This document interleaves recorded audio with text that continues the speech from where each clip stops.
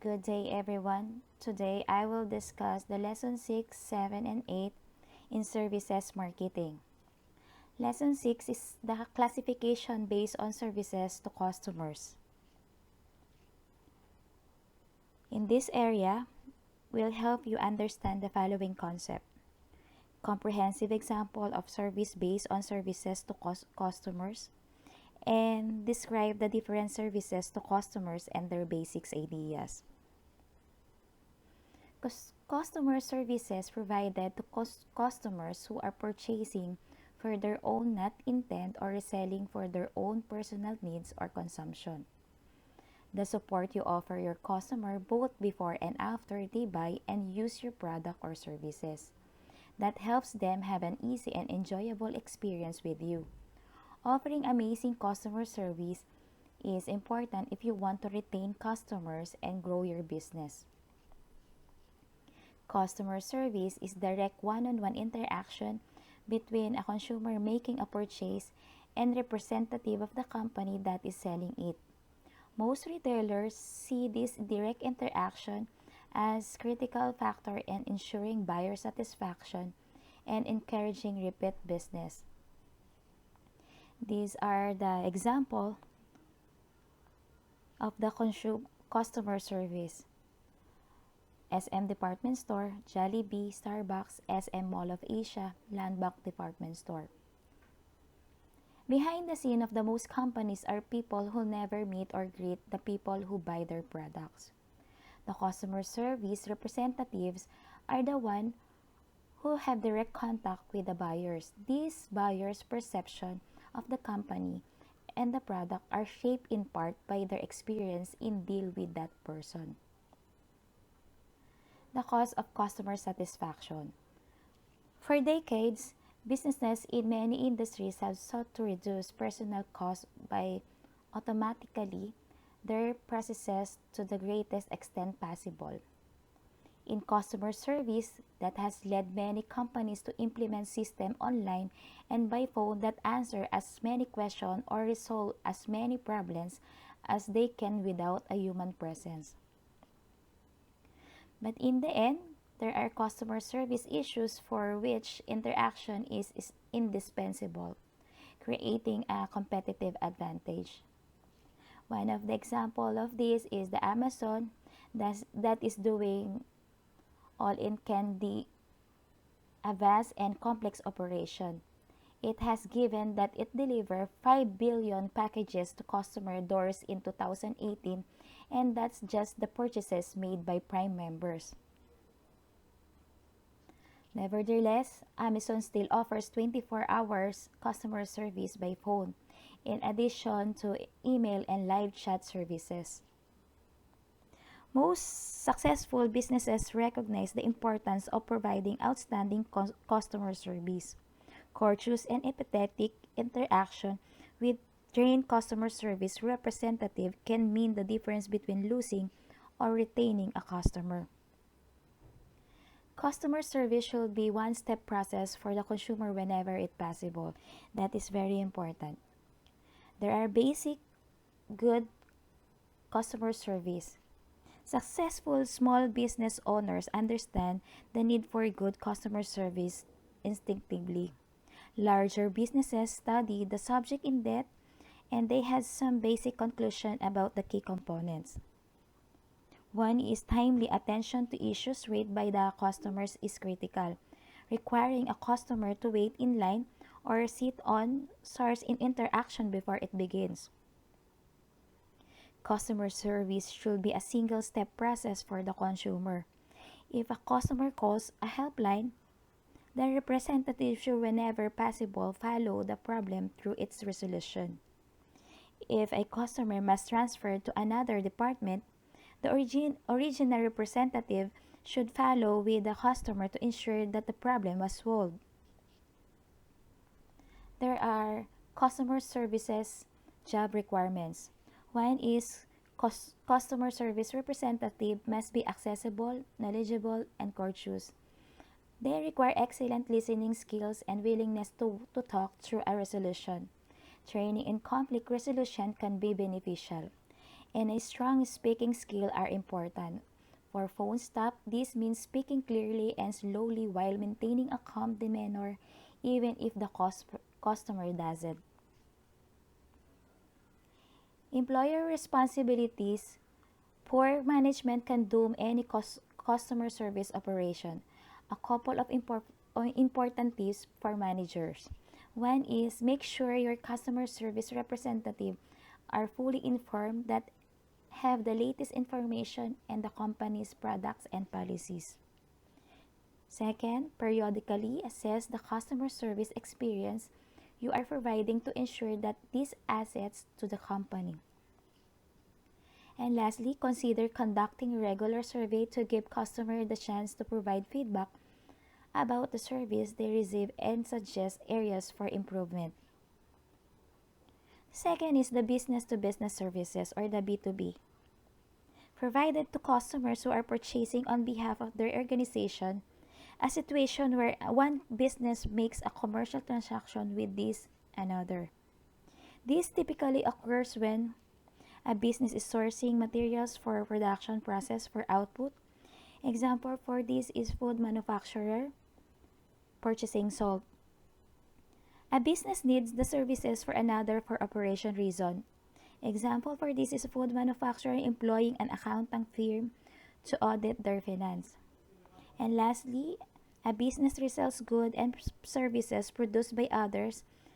Example of this is retailer buying the end product of the food manufacturer. These are the examples of B2B business. FedEx, Apple, American Express, Amazon, Johnson & Johnson, Google, Marriott International. And that's all for our lesson 6. I'll go to lesson 7. The classification of services by Christopher Lovelock. In this area will help you understand the following concept. Describe the classification of the services of Lovelock and identify the difference between the services based on nature of service act, type of relationship that the service organization has its customer, scope for customization, and judgments in delivery system, nature of demand and supply for ad service, and methods of service delivery.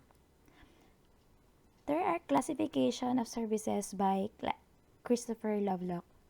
One is the nature of service act, personal or impersonal. Some business models needs a personal relationship as a market strategy to attract or gain customer. Example, hair salon or some banks use a client-based product offering tailored fit to the needs of its client. Impersonal service such as use of technology-based like ATMs, online banking, negates human intervention but deliver fast and convenience to the customer. The second classification is a type of relationship that the service organization has with its customer. Transactional or relationship. In a business-to-business type of customer like system selling, a transactional relationship usually happens. This is so because of complexity and time-saving process that is needed to close a sale, while a relationship selling is usually done in business to consumer, as in a case of so-called suki in the marketplace, wherein the Filipino consumer building a relationship for years with the seller there will be gaining his trust and confidence in the buying process. Another classification is the scope of customization and judgment in delivery system. Again, it is a challenge for customizing a service for one. A human being is not a machine that can be programmed or computer that has predictable output. External variables affect people in the organization, just like in pandemic. The challenge of going to work transportation poses a big challenge to companies to provide a means of transportation to each large workforce. Another classification of services is the nature of demand and supply for the service. This demand for a certain service is really unpredictable. Say an owner and a hair salon could not predict the weather if it is rain affecting the customer, making hard for them to come to haircut. Therefore, at that moment, there is oversupply of hairstylists doing nothing all throughout the day. And lastly, the classification of services by Lovelock is the methods of service delivery. Fast delivery, fresh and timely. Fresh and vegetable have been delivered fresh on time. Important documents must be on time, but a challenge of daily traffic is constantly beheading the owners of the business. How to go about delivering what was promised on time, freshly and timely.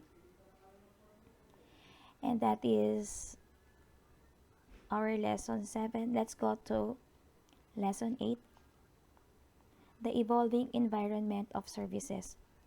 In this area, will help you understand the following: the importance of the service sector in the global economy and learn the evolving environment of services, and identify the different forces for change in service management. There are evolving environment of services around the world. Innovative newcomers offering new standard of service have been succeeding in markets where established competitors have failed to please today's demanding customer. Many barriers to competition are being swept away, allowing the entry of eager newcomers, ranging from tiny startup operations like garden maintenance or babysitting services to well-financed multinational firms importing service concepts previously developed and tested in other countries. There are forces for change in service management. One is changing pattern of government ownership and regulation. Traditionally, many service industries were highly regulated. Government agency set price, place geographic constraint in distribution strategy, and in some instances even define the product attributes. Since late 1970s, there have been trend in USA and Europe towards partial or complete number of major service industry. Further relaxation of regulation on trade in services between members of European Union has already started to reshape the economic landscape of Europe. Meanwhile, in Latin America, and new politic initiatives are creating economies that are much less regulated than in the past. Reduced government regulation has already eliminated and minimized many constraints on competitive activity in such industries as airlines, railways, road transport, banking, securities, insurance, and telecommunication. Barriers to entry by new firms have been dropped in many instances. Geographic restriction on service delivery has been reduced. There is more freedom to compete on price, and existing firms have been able to expand into new market or new lines of business. Profitable foreign airlines such as British Airlines and Singapore Airlines gain market share by offering better service than American carriers in international routes. Of course, not all regulatory changes represent a relaxation of government rules. In many countries, steps continue to be taken to strengthen customer protection law, to safeguard employees, to improve health and safety, and to protect the environment. The privatization. This term was coined in Great Britain to describe the policy of transforming government organizations into investment-owned companies. Led by Britain, privatization of public corporations has been moving rapidly ahead a number of countries across Europe, as well as Canada, Australia, New Zealand, and more recently, in some Asian and Latin American states. Privatization can also apply to regional or local government departments. At the level of instance services, such as refuse collection and cleaning, had been shifted from the public sector to private firms. Not everyone is convinced, however, that such changes are beneficial to all sectors of population.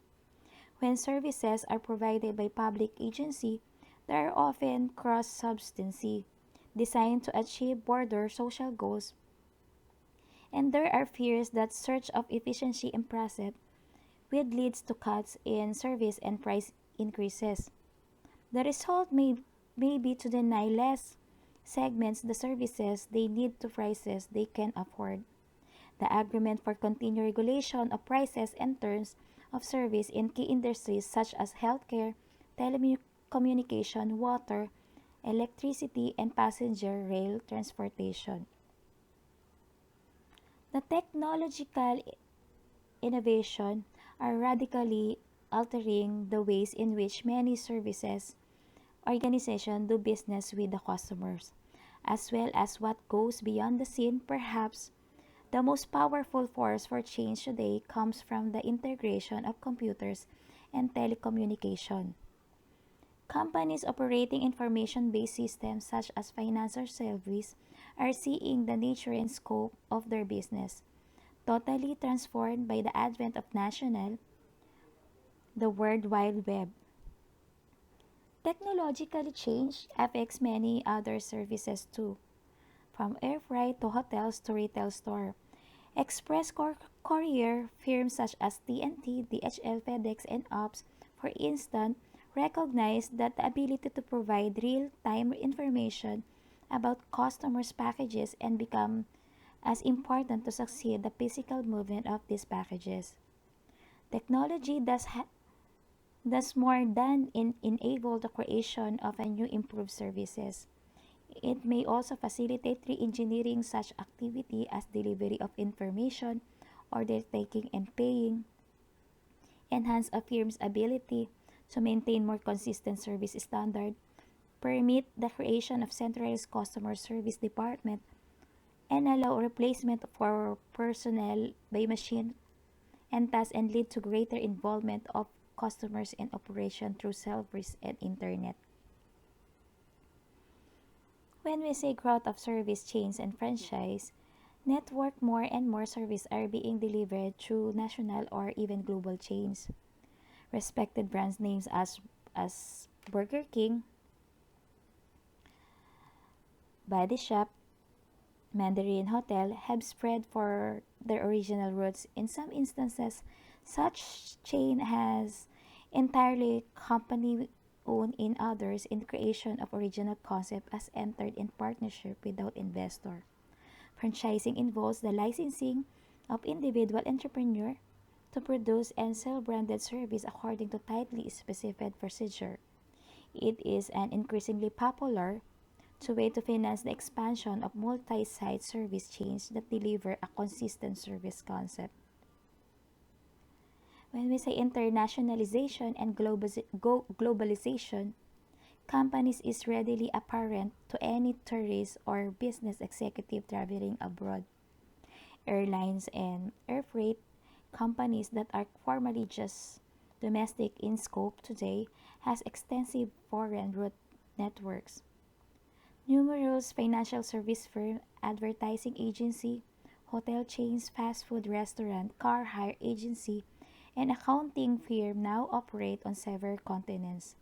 This strategy may reflect on a desire to serve existing customer better, to penetrate new market, or both.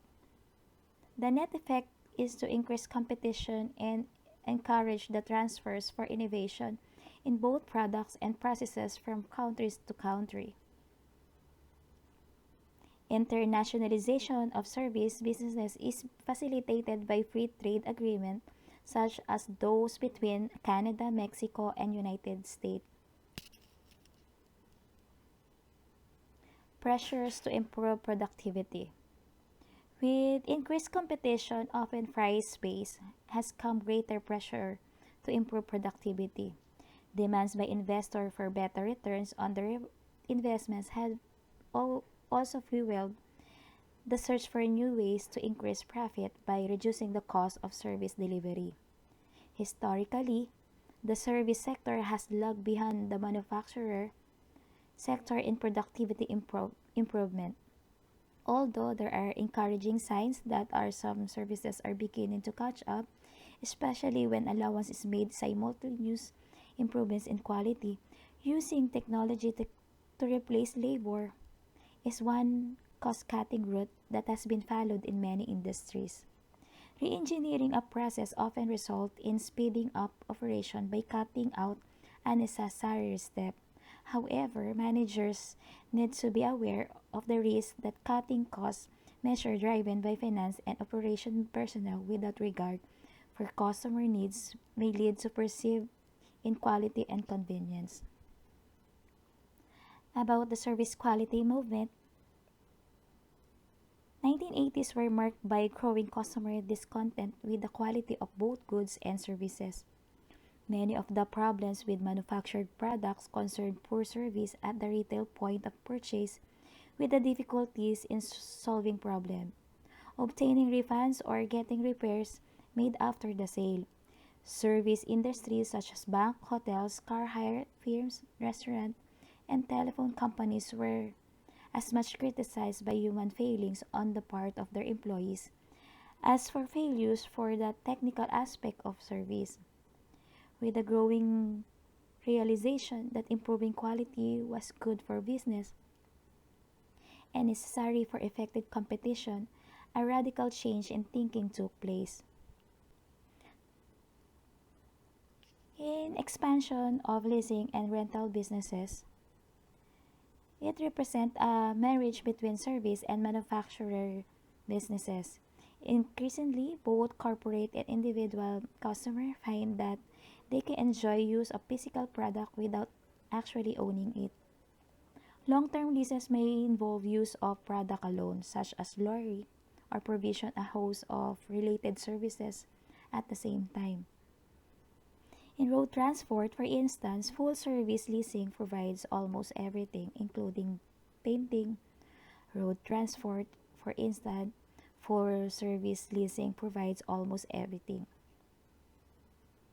Personnel too can be hired for short periods rather than employed full-time, as evidenced by the growth of firms supplying temporary workers, from secretary to security guard. Europe is following practices that have been prevailed in Canada and United States, with more students becoming a part-time workers. When we say manufacturers as service providers, service process centers within a manufacturing firms are transforming many well-known companies in fields such as computer, motor, vehicles, and electrical and mechanical equipment. Supplementary services can be designed to help sell equipment including consultation, credit, transportation, and delivery. Installation, training, and maintenance are now offered as profit-seeking services in their own right, even to customers who had chosen to purchase competing equipment. The pressure on public and nonprofit organizations to find a new income sources. It is the financial pressure confronting public and nonprofit organizations are forcing them into only to cut costs and develop more efficient operation, but also to pay more attention to customer needs and competitive activity. In this search for new sources of income, many non-business organizations are developing a stronger marketing orientation, which often involves a rethinking their product lines, adding a profit-seeking services such as shop, retail catalog, restaurant, and consultancy, becoming more selective among the market segment they target and adopted more realistic pricing policy. In hiring and promotion of innovative managers, traditionally many service industry were very inbred. Managers intended to spend their entire careers working in a single industry, even a single organization. Each industry has seen as a unique and outsider were suspect. Relatively, few management possess graduate degrees in business such as MBA, although they may have held an industry-specific diploma in a field such as hotel management or healthcare administration. In recent years, however, competition and enlightened self-interest have led companies to recruit better qualified managers who are willing to question traditional ways of doing business and able to bring new ideas from previous work into another industry. In retail banking, for instance, senior managers in fields such as marketing are sometimes recruited from fast-moving consumer goods company, and within many firms, intensive training programs are now exposing employees at all levels to new tools and concepts. And that's all for today. Thank you.